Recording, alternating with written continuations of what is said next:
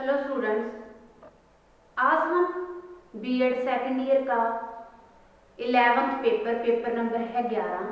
क्या है? Gender, school and society, लिंग, विद्यालय और समाज। क्या है? हमने अपनी फर्स्ट यूनिट स्टार्ट कर रखी है। फर्स्ट यूनिट के अंदर आज हमारा लेक्चर नंबर है 3। लेक्चर नंबर 3 शुरू करने से पहले स्टूडेंट मैं आपको बता दूं कि लेक्चर नंबर सेकंड के अंदर हमने क्या किया, लेक्चर नंबर 2 के अंदर हमने क्या किया। लेक्चर नंबर 2 के अंदर हमने किया लिंग समानता। लिंग समानता का अर्थ, आवश्यकता और महत्व कि हमारे देश के अंदर लिंग समानता हमारे देश को सक्सेसफुल बनाने के लिए, पुरुष और स्त्रियों को समान दर्जा देने के लिए, उनके अधिकारों का हनन ना हो, वो अपने अधिकारों से वंचित ना रहे, उनको उनके अधिकार दिलवाने के लिए उनके अधिकारों के लिए कौन कौन सी जो लिंग समानता के लिए किस आवश्यकता और महत्व के हमने अलग अलग बिंदुओं पर क्या है चर्चा की। वो चर्चा कौन कौन सी, जैसे प्रजातांत्रिक क्या है, प्रजातंत्र की सफलता के लिए, अच्छे पारिवारिक संबंध के लिए और महिलाओं के अंदर आत्मसम्मान का विकास हो। ये था क्या है, हमने अलग अलग पॉइंट उसकी आवश्यकता और महत्व के अंदर वर्णन किया। फिर उसके बाद किया कि लिंग समानता के उपाय।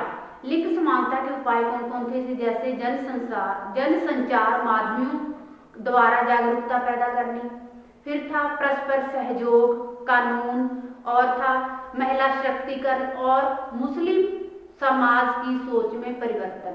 कि जो मुस्लिम समाज है वहां पे क्या है स्टूडेंट, मैंने इस पॉइंट के अंदर आपको एक्सप्लेन किया, जो मुस्लिम समाज के अंदर जो महिलाओं की क्या है बहुत अधिक दुर्दशा है, उनकी जो दुर्दशा है वो क्या है बहुत ज्यादा वर्णन ही नहीं की जा सकती। वो क्या है इतना निम्न दर्जे को उनको बनाया गया है। इस प्रकार इसके अंदर को हालांकि पैगंबर मोहम्मद का कथन था कि अगर एक परिवार के अंदर एक पुरुष को पढ़ाया है तो मतलब एक व्यक्ति को पढ़ाया है, अगर एक औरत को पढ़ाया है तो पूरे परिवार को पढ़ाया है। उन्होंने ये कहा था, जो उन्होंने अपने मुस्लिम समाज को देखा उसके अंदर क्या क्या परिवर्तन लेकर आया और उस समय जो स्त्रियों की दशा थी वो कैसी थी और आज के टाइम में कैसी है, इनके अंदर क्या है इस चीज का वर्णन किया गया है। उन्होंने जो हालांकि पैगंबर मोहम्मद थे उन्होंने कहा था कि जो मेरे मुस्लिम समाज के अंदर जो दुर्दशा पहले थी और आज के अंदर क्या है बहुत परिवर्तन है। कि अगर हम एक व्यक्ति को पढ़ाते हैं पूरे परिवार के अंदर तो मान लो हमारा एक व्यक्ति ही पढ़ता है। अगर हम एक व्यक्ति को शिक्षित करते हैं, अगर वहां एक औरत एक व्यक्ति की बजाय एक औरत को पढ़ाया जा रहा है तो वहां क्या है हम पूरे समाज पूरे परिवार को शिक्षित कर रही हैं। ये किया हमने वर्णन लिंग समानता के उपायों के अंदर। तो ये लेक्चर नंबर हमारा सेकंड के अंदर हुआ था। आज लेक्चर नंबर थर्ड के अंदर स्टूडेंट हम करने जा रहे हैं लैंगिक न्याय, लैंगिक मुख्यधारा और लैंगिक समानता संचार। इन तीनों पॉइंटों को, तीनों कॉन्सेप्ट को क्या है हम अलग अलग एक्सप्लेन करेंगे। तो फर्स्ट मैं लेती हूँ स्टूडेंट इसके अंदर लैंगिक न्याय।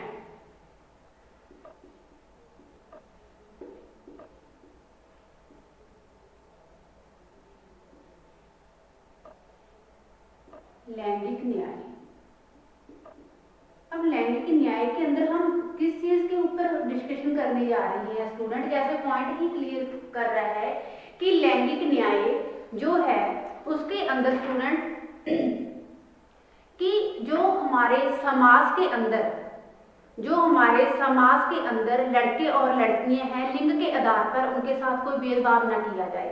तो इस प्रकार हम बोलते हैं कि लैंगिक न्याय एक मानवीय अधिकार है जिसके अंदर हर लड़के और लड़की को क्या है अच्छे से जीने का हक है, अच्छे से अपना अधिकार लेने का हक है। हर लड़का और लड़की, लड़का तो क्या है हर पेरेंट्स की सोच होती है कि मेरा लड़का अच्छा पढ़े, इन फ्यूचर वो कोई अपनी रोजी रोटी के साधन बना ले या अपने पैरों पर खड़ा हो जाए रोजी रोटी के मामले में, सर्विस के मामले में। लेकिन लड़कियों की जो इच्छाएं होती हैं, चाहे वो शिक्षा से रिगार्डिंग है, चाहे वो अन्य उसकी इच्छाएं हैं, तो क्या है स्टूडेंट वो वंचित रह जाती हैं। ये लैंगिक न्याय के अंदर हमारा जो कॉन्सेप्ट है लैंगिक न्याय, इसके अंदर हम यही क्लियर करेंगे कि जो लैंगिक न्याय है वो मानवीय का मुख्य अधिकार है। हर महिला और लड़की बिना गरिमा तथा स्वतंत्रपूर्व जीने का हक है। कि हर लड़की को गरिमा के साथ और स्वतंत्र पूर्वक क्या है जीने का हक है। उसे ना तो घुट घुट कर जीने का हक है, ना ही वो क्या है अपने अधिकारों से वंचित रहे। अगर वो अपने अधिकारों से वंचित रह जाती है, उन्हें अपने अधिकारों के बारे में नॉलेज ही नहीं है, तो स्टूडेंट क्या है वो हर क्षेत्र के अंदर पिछड़ी ही रह जाएगी, उसके अंदर हीनता आएगी। वो ना तो समाज का सुधार कर सकते हैं, समाज का सुधार तो दूर की बात है स्टूडेंट, वो क्या है यहाँ तक अपने परिवार का सुधार भी नहीं कर सकती, क्योंकि उसे पता ही नहीं है। उसके अंदर हीनता की भावना आ जाती है। उसे ऐसा लगता है कि अगर किसी कारणवश मैं आगे आऊंगी, मेरे को आगे लेकर आया जाएगा, क्या मेरा समाज, क्या मेरा घर वाले या मेरे सदस्य मुझे स्वीकार करेंगे। जो लैंगिक न्याय के ऊपर हम बात कर रहे हैं स्टूडेंट, इसी में इस चीज को दर्शाया गया है कि जो अधिकार है वो मानवीय का हक है। हर लड़की को, हर लड़के को क्या है गरिमा के साथ और स्वतंत्र पूर्वक जीने का हक है। लैंगिक न्याय विकास गरीबी में कमी के लिए अनिवार्य है और मानव प्रगति को प्राप्त करने के लिए महत्वपूर्ण है। इसे साकार करते हुए कार्यस्थल पर और राष्ट्रीय तथा अंतर्राष्ट्रीय समुदायों और महिलाओं और पुरुषों के बीच क्या है शक्ति और जिम्मेवारी को साझा करना है। महिलाओं के अधिकारों और लैंगिक न्याय में महत्वपूर्ण योगदान देने के लिए क्षमता विकास, संस्थागत और जवाबदेही तंत्र स्पष्ट रूप से निर्देश की आवश्यकता है। अब हम बात करते हैं स्टूडेंट की लैंगिक न्याय। मैंने जैसे पॉइंटों के द्वारा आपको क्लियर ही कर दिया कि इसके अंदर ना तो गरीब ना अमीर अपने हक से वंचित रहे। कई बार गरीब क्या है आगे आने से कतराती हैं। गरीब वर्ग के जो लड़के हैं चाहे लड़की हैं, वो क्या है हर क्षेत्र के अंदर पिछड़े रह जाते हैं। तो इसी पॉइंट के अंदर स्टूडेंट ये दर्शाया गया है कि ना तो गरीब वर्ग का बच्चा और ना ही क्या है अमीर वर्ग का बच्चा पिछड़ा रहे। उन्हें उन्हें अपने हक लेने का पूरा अधिकार है और जो उनके अधिकार हैं वो क्या है उनका हर जगह पर अच्छे से यूज कर सकता है, प्रयोग कर सकता है कि उसके जो उसका अधिकार है वो उनके बलबूते पर क्या है अपनी लाइफ को सक्सेसफुल बना सकता है। जैसे लड़कियों के लिए लगा लो, अगर हमने अपने समाज के अंदर लिंग समानता लेके आनी है, लिंग समानता को लेकर आना है, तो क्या है जो प्रजातंत्र की सफलता है, सफलता के लिए जो मानवीय संसाधन है उनका उपयोग करने के लिए जो लड़कियां हैं, जो नारी हैं, उनको पूरा हक देना होगा। उन्हें हर क्षेत्र के अंदर आगे लाना होगा। फिर ही क्या है हमारा समाज, जो हमारा देश है, जो हमारा पूरा क्या है वर्ड लगा लो आप, चाहे जो जिस देश का, जिस राज्य का कोई आदमी है वो क्या है सक्सेसफुल हो सकता है अगर यही लिंग असमानता को खत्म कर दिया जाए। ये लिंग असमानता कैसे खत्म होगी स्टूडेंट? ये अगर हर नारी को उसके पति के बराबर और क्या है उसके घर वालों के बराबर, चाहे उसके पेरेंट्स ने एक लड़का लड़की को जन्म दिया है, अगर लड़के का हक है तो लड़की का क्यों हक नहीं है?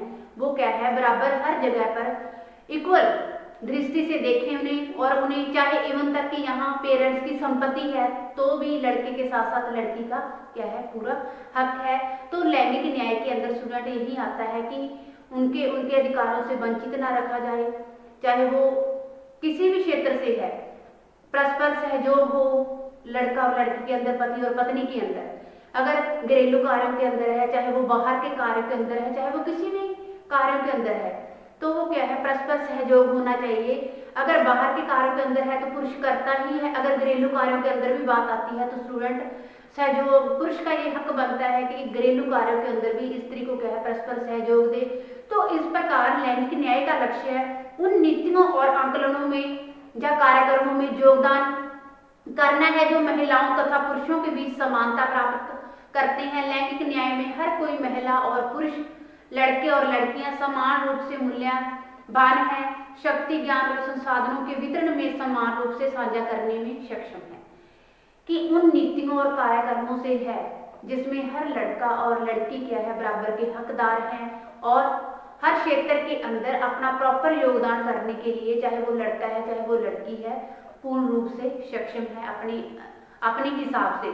ये हुआ लैंगिक न्याय के अंदर हमारा अगला पॉइंट है स्टूडेंट की लिंग मुख्यधारा।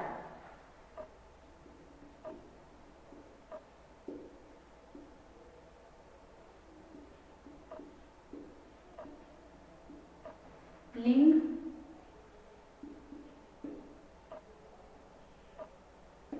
अब लिंग मुख्यधारा की बात करते हैं स्टूडेंट हम कि लिंग मुख्यधारा के अंदर क्या चीज हम इंक्लूड करेंगे, किस चीज को हम एक्सप्लेन करेंगे लिंग मुख्यधारा के अंदर। देखिए कि लिंग मुख्यधारा बनाना सभी क्षेत्रों और सत्रों में कानून तथा कार्यक्रमों सहित किसी भी नियोजित नीति कार्यवाही विभिन्न लिंगों के लिए अलग अलग क्या है निहितार्थों का आकलन करना है। अब किन किन क्षेत्रों के लिए, किन किन राज्यों के लिए, किन किन आकलनों का क्या है अलग अलग निहितार्थ करना आवश्यक है।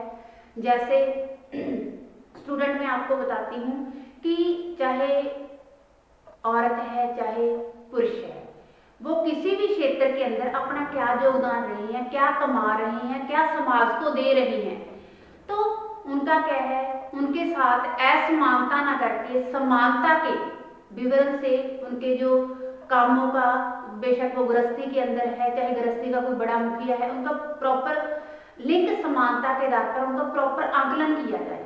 हम इसके ऊपर हम बात कर रहे हैं स्टूडेंट कि लैंगिक इस प्रक्षेपण में मेन स्ट्रीम करना सभी क्षेत्रों और सभी सत्रों पर कानून, नीतियों या कार्यक्रमों सहित किसी भी नियोजित कार्यवाही में महिलाओं और पुरुषों के लिए निहितार्थ का आकलन करने की प्रक्रिया है। यह महिलाओं के साथ साथ पुरुषों को सरोकार बनाने के लिए एक क्या है रणनीति है कि किस प्रकार महिलाओं के साथ साथ पुरुषों को साकार बनाने की रणनीति है, वो कैसे स्टूडेंट हम बात करते हैं। और सभी राजनीतिक, आर्थिक और सामाजिक क्षेत्रों में नीतियों और कार्यक्रमों का डिजाइन, कार्यान्वयन, निगरानी और मूल्यांकन एक अभिन्न आयाम का अनुभव करवाता है कि किस क्षेत्र के अंदर क्या कार्य हो रहा है, क्या डिजाइन पेश किए जा रहे हैं, क्या कार्यान्वयन हो रहा है, क्या निगरानी के अंदर कार्य हो रहा है। तो इन सब का क्या है स्टूडेंट अनुभव करवाते हैं किसको, पुरुष और स्त्रियों को, क्योंकि अकेला जो लिंग समानता है वो पुरुषों स्त्रियों के लिए नहीं है, पुरुषों के लिए भी है। कई पिछड़ी जातियां ऐसी हैं कि जिनको क्या है अनदेखा कर दिया जाता है, चाहे उनकी लैंग्वेज है, चाहे उनके अधिकार हैं, चाहे उनका कोई भी हक है, तो उनको भी हमने आगे लेकर आना है स्त्रियों के साथ साथ, महिलाओं के साथ साथ। तो उनको क्या है उनका ये रणनीति है कि पुरुषों के साथ साथ महिलाओं को या महिलाओं के साथ साथ पुरुषों को भी लेकर आना है। तो स्टूडेंट जैसे मैंने आपको बताया जो डिजाइन, जो कार्यान्वयन, जो नीतियां, जो निगरानियां तैयार हो रही हैं वो किसके लिए हैं, किसके हक के लिए हैं, ये पुरुष और स्त्रियों के लिए है, ताकि क्या है उन दोनों का आकलन ऐसे हो जो उनके अधिकार हैं, जो उनका कोई भी कार्य है कि असमानता की दृष्टि से नहीं, समानता की दृष्टि से दोनों के हकों का, दोनों का जो कार्यक्रम है, जो दोनों का कुछ भी कार्य है उनका बराबर आकलन हो, अकेला पुरुष का नहीं, क्या है साथ साथ स्त्रियों का भी हो। तो इस प्रकार स्टूडेंट की लैंगिक समानता को मुख्यधारा में लाना वास्तव में विकास आदर्श का एक केंद्र बिंदु है। निर्णय लेने और नीति निर्माण में महिलाओं की भागीदारी, महिलाओं की साक्षरता में वृद्धि, संसाधनों एवं अवसरों महिलाओं में पहुंच में वृद्धि, महिलाओं स्वास्थ्य और पोषण में निवेश से स्थायी आर्थिक प्रगति में महत्वपूर्ण रूप से वृद्धि होगी। क्या है स्टूडेंट कि इससे जो लिंग हम बात करते हैं लिंग मुख्यधारा की, अगर दोनों का आकलन प्रॉपर तरीके से हो रहा है, लिंग समानता के आधार पर हो रहा है, ना कि लिंग असमानता के आधार पर, इससे क्या है हर एंगल पर आर्थिक, सामाजिक, पोषण विधि जो भी आ जाती हैं हमारी दैनिक लाइफ के अंदर, पूरी लाइफ के अंदर क्या है उसके अंदर क्या है प्रगति होगी स्टूडेंट आगे लेके आने के लिए। तो भारत में लैंगिक समानता को मुख्यधारा में लाने का एक अनोखा क्या है प्रक्षेपण प्रस्तुत किया गया है जो कि बहुत संगत है। भारत लैंगिक सशक्तिकरण से आरंभिक पथ प्रदर्शनों में से एक है। हमारे स्वतंत्रता संग्राम और इसके विकास, राजनीतिक विकास में महिलाओं को समान विकास को प्रोत्साहित करने योजनाओं को सफलता मुख्यतः इस बात पर निर्भर करती है कि प्रयोजन, नियोजन, क्रियान्वयन प्रक्षेपण में किस हद तक महिलाओं और पुरुषों की भागीदारी हो, कि जो राजनीतिक क्षेत्र के अंदर कोई भी कार्य हो रही हैं, चाहे वो हॉस्पिटलों के अंदर हो रही हैं, चाहे वो आर्थिक क्षेत्र के अंदर हो रही हैं, चाहे वो सामाजिक क्षेत्र के अंदर हो रही हैं, कि किस क्षेत्र के अंदर महिलाओं की भागीदारी कितनी है और पुरुषों की भागीदारी कितनी है, इन दोनों का क्या है प्रॉपर आकलन किया जा रहा है लिंग समानता के आधार पर, ना कि लिंग असमानता के आधार पर। ये नहीं है कि पुरुषों के कामों को अधिक प्रेफर किया जा रहा है और स्त्रियों के जो काम है उनको इग्नोर किया जा रहा है। इस प्रकार क्या है लड़के और लड़कियों को प्रॉपर प्रेफरेंस देके, प्रॉपर अहमियत देके उनके कामों को आगे लेके आया जा रहा है। इससे क्या है लिंग समानता के आधार पर क्या है उनका अच्छे से विवरण, आकलन और लेखा जोखा हो रहा है। ये हुआ स्टूडेंट हमारा लिंग मुख्यधारा के अंदर। अब हम अगला पॉइंट क्लियर करने जा रहे हैं, लिंग समानता संचार जो शिक्षा से रिगार्डिंग है।